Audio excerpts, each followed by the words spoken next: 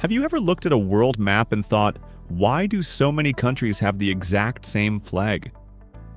Not just similar, almost identical. Romania and Chad, Indonesia and Monaco. These aren't design mistakes.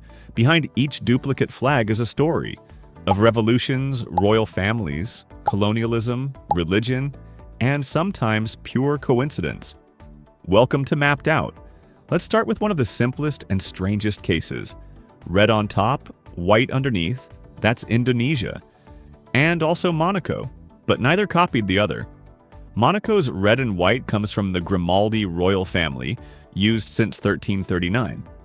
Indonesia's colors come from the ancient Majapahit Empire in the 20th century, then brought back in 1945 when Indonesia declared independence from Dutch rule. Monaco even complained to the United Nations, but you can't copyright two colors, so today both flags exist. The only difference is that Indonesia's is slightly wider, but that's nothing compared to the next pair, two countries whose flags are so identical, one of them asked the other to change it.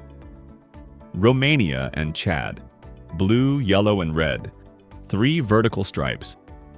Romania has used it since 1848, inspired by the French Revolution and the idea of liberty, justice, and fraternity. Chad adopted the same design in 1960 after gaining independence from France. They said blue stands for the sky, yellow for the sun and desert, and red for the blood of their struggle. When Chad realized Romania already had this flag, they complained. Romania said no. So now, both countries still use almost the same flag. The only difference is that Chad uses a slightly darker blue. But some matching flags aren't arguments, they're family. Look at the flags of Denmark, Sweden, Norway, Finland, and Iceland. They all share the same design, a cross pushed slightly to the left. This is called the Nordic Cross, and it represents Christianity. It all began with Denmark's flag, the Dannebrog, the oldest national flag still in use, first recorded in 1219. As other Nordic countries gained independence over the centuries, they didn't abandon the symbol. They kept the cross but changed the colors to show their own identity. Sweden chose blue and yellow, Norway added blue and white on red, Finland went blue on white, Iceland went blue and red. Sometimes similar flags aren't about family, they're about rebellion. Red, yellow, and green.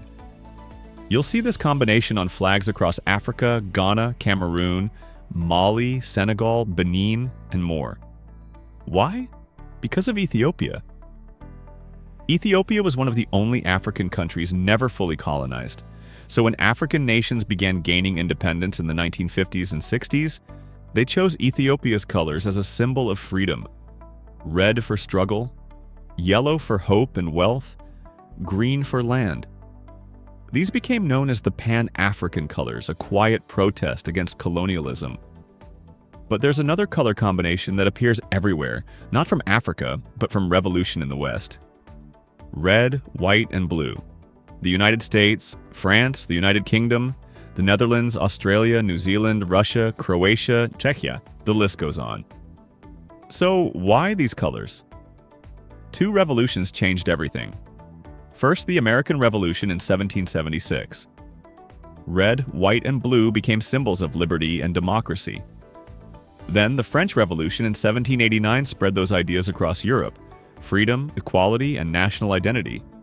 Other countries copied those colors to show support for those ideals, or to show they'd broken free from empire. So yes, many flags look the same. But behind every copy there's a story, a revolution, an empire, a religion, a protest, or sometime just a coincidence. Thanks for watching Mapped Out. Subscribe for more geographical curiosities.